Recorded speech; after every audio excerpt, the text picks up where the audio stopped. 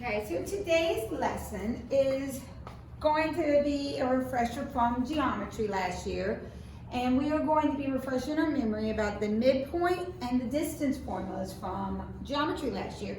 So we're in chapter 10. This is section 1 of your book. And so when we talk about the midpoint of a line segment, it's exactly what it's called. It's the point that's in the middle of this line segment that connects x1, y1 to x2, y2.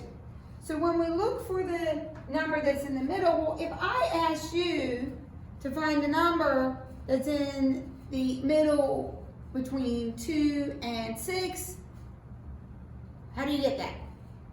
You all know that number's 4.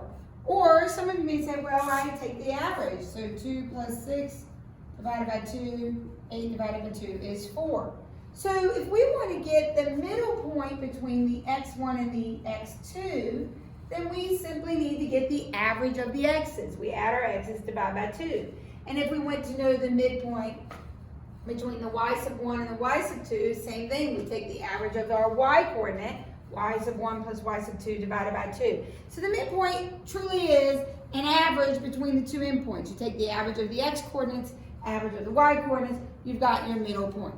So midpoint formula, everyone loves the midpoint formula, one of the easiest formulas out there. So we're going to do example 1. So find the midpoint of the line segment with endpoints 4, 5, and 14, 13. So we're trying to find the midpoint between 4, 5, and 14, 13.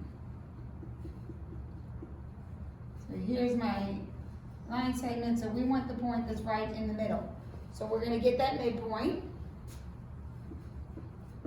by averaging our x's, so 4 plus 14 divided by 2, comma, averaging our y's, 5 plus 13 divided by 2.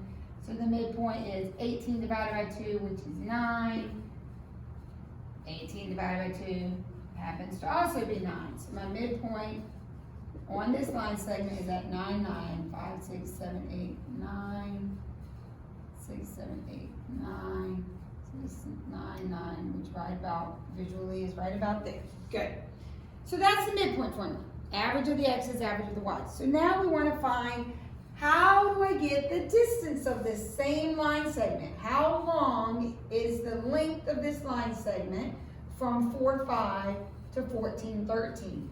And that's where our distance formula comes into play. You may remember that from geometry last year. If you're getting the distance between two given points on a line segment, the distance will be the change in x, so the difference in the x's squared, plus the change in y, so the difference in the y squared, and then you take the square root of that whole thing. So to get the distance from 4, 5 to 14, 13, we would be doing the change in x, so 14 minus 4, we would square that, plus the change in y, so 13 minus 5, we would square that, and then we would take the square root of that sum. So let's look at an example.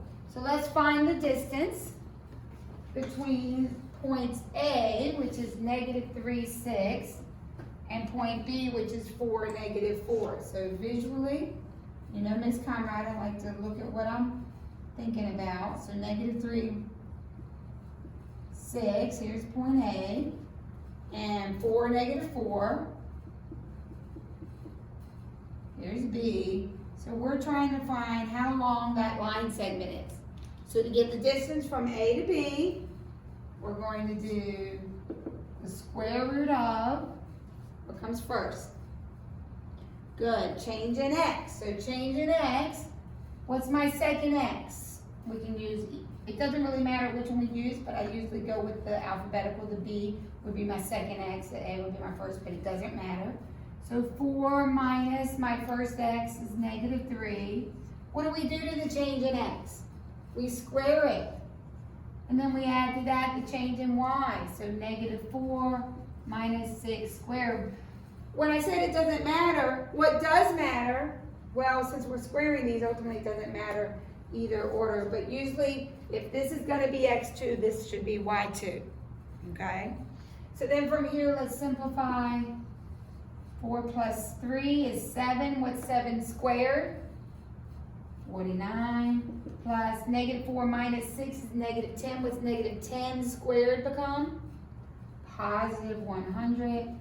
So the distance is the square root of 149. Now, in terms of an actual value, square root of 149, in terms of units, if I asked you on a measuring tape, where would that fall? You might not know. You know, it's somewhere between 11 squared. What's 11 squared? 121. So it's somewhere between 11 and 12. Oh, no, sorry, my bad. 12 squared is 144. So it's somewhere between 12 squared, which is 144, and 13 squared, which is 169, a little bit closer to 12, so it's 12 point something. But you could put that on your calculator if you wanted the actual, where it would land on a ruler or a measuring tape, and it would be 12 point something units. The book left it as square root of 149, so I don't have the decimal in front of myself, but it's going to be 12 point something, close to 12, because square root of 144 is 12.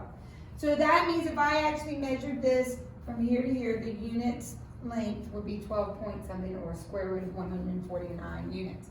So look in your book on page 564. We're going to look at example 3. So example 3 on page 564 says, a coordinate grid is placed over a California map. Okay, by a coordinate grid, they mean like the XY axis. Coordinate grid is placed over a California map. Bakersfield is located at 3, -7. So Bakersfield is located at 3, -7. And Fresno is located at -7, 9.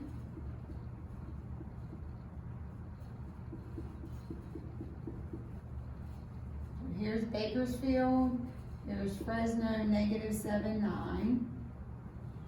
So that's the line connecting those two cities. And it says, if Tulare is halfway between Bakersfield and Fresno, which is the closest to the distance in coordinate units from Bakersfield to Tulare. So Tulare is located halfway between these two cities. So Tulare is located in the middle. Good. So Tulare is in the middle, and they want to know what's the closest distance in coordinate units from Bakersfield to Tulare. So we want to know ultimately what that distance is. So we actually can do this problem 2 different ways. What's one way we could do it? Most people would say, find Tulare, it's in the middle, so find your midpoint. So we're going to do method 1 by finding the midpoint. And the midpoint between city F and city B is the average of the x's, so -7 plus 3 over 2. Average of the y's, 9 plus -7 over 2. And so the midpoint would be -4 over 2, which is -2, and 2 over 2, which is 1. So Tulare is at -2, 1. Ms. Conrad did not draw that to scale. I did not use a nice grid, so obviously don't look at, it's off a little bit. The dot should be more like here, down and over. My line should be a little more flat. So from here, now that I know that midpoint, how do I get the distance from T to B? I would use my distance formula. So the distance from, let's say, from Tulane to Bakersfield. It's going to be the square root of change in x, so 3 minus -2 squared, plus change in y, -7 minus 1 squared, equals 3 minus -2, so 3 plus 2 is 5 squared, so 25, plus -7 minus 1 is -8 squared is 64. I need to actually add this because grouping symbols, we're going to add what's inside the square root first. So that makes 64, is that 89? So square root of 89 comes out to be, on your calculator, about 9.4. Was this in miles, I would assume? Do they tell us the units? They did not tell us the units. but 9.4, it was a multiple choice question, would be closest to B, which was 9.5. Now, there is a second method where we don't ever get the midpoint. So we don't know this anymore, and we're not going to find it. What's another way to get the distance from T to B? We could get the total distance from F to B and do what to it? Divide it by 2. So we're going to get the total distance from F to B, and then we're going to divide that distance by 2. So let's see, change in X would be 3 minus negative 7 squared, plus change in Y would be negative 7 minus 9 squared. So 3 plus 7 is 10 squared, so that's 100, plus negative 7 minus 9 is, what is that? 16 squared. So 16 squared, what is that? Is that 256? Someone check my math while Ms. Conrad gets a calculator and makes sure 16 squared is indeed 256. That's what I'm thinking. Let's verify it. Don't want to keep going with the wrong answer, do we? So 16 squared is 256. Good. All right. Did that correctly. So then from here we would go ahead and find out what the square root of 356 is. The book did not do it this way, so I'm going to put it on my calculator. And I get 18.868. Now that's the total distance from F to B. We want the distance from T to B, so we're going to divide that by 2. 18.868 divided by 2 gives me, it should be close, 9.4. Look at that. Same distance we got using method 1. I don't care which method you use, as long as you get the distance from Tulare to Bakersfield. So let's move on to the last example for this section. Example 4. We want to make an equation for the perpendicular bisector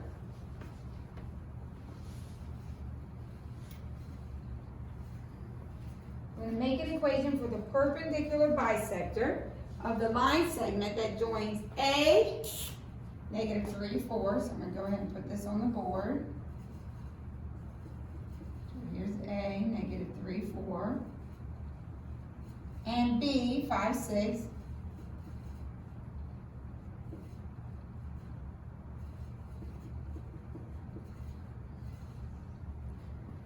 And we want to get an equation for the perpendicular bisector of this line segment. So let's dissect this vocabulary here. First of all, we want the equation for the bisector of this line segment. What does it mean if the line we're making an equation for bisects this line? That's right, the line that we're going to make an equation for is going to go through the middle. So we are interested in this line that goes through the middle, through the midpoint. And if it's a perpendicular bisector, what else do we know? They meet at a 90-degree angle. Okay, so let's talk about how we get an equation for a line. That's what we're making, is an equation of this red line. Who remembers? This takes us all the way back to September. How do we get the equation of a line? What are the two pieces of information we need to have? We need to have a point, and we need to have a slope. If we have a point and we have a slope, how do we get the equation of a line? We use the point-slope formula. Who remembers the point-slope formula? Those brains working, this goes all the way back to beginning of the school year. Point-slope formula was y minus y1 equals m times x minus x1. You will use this formula so much next year in pre-calculus and especially in AP calculus, so make sure you know it. You need to know a slope and you need to know a point. Well, let's start with the point. If this red line bisects the blue line, it's going to go through that point, and that point's the midpoint. Can we get the midpoint? Yes, we can. Let's get the midpoint. So the midpoint would be average the x's, average the y's, and so we end up with negative 3 plus 5, 2 over 2 is 1, 10 over 2 is 5. So it is going through the point 1, 5, which means we right now know y minus 5 equals m times x minus 1. We've got our point. So now all we need to find is the slope. Well, we might not be able to get this slope right now, but can we get a b slope? Who remembers how to get the slope when all you're given is 2 points? Good. Slope is change in y over change in x. y2 minus y1 over x2 minus x1. So if we want the slope of line AB, so we're getting the slope from A to B, the blue line, we would do the change in y, so 6 minus 4 over the change in x, so 5 minus negative 3, and we will get 2/8, which is 1/4. Is that the slope for the red line? No, the slope for the red line is the perpendicular slope. Who remembers from the beginning of the year how we get the perpendicular slope? Remember, that's the symbol for perpendicular. It is the negative reciprocal. So that means if the slope from A to B is 1/4, then the perpendicular slope will be -4. So now we have our slope, y minus 5 equals -4 times x minus 1. And then we would simplify it to leave it in slope-intercept form. So y minus 5 equals -4x plus 4. Add your 5, -4x plus 9 is the equation for my perpendicular bisector, my red line. Okie doke. So good luck with your homework, and that's it for today.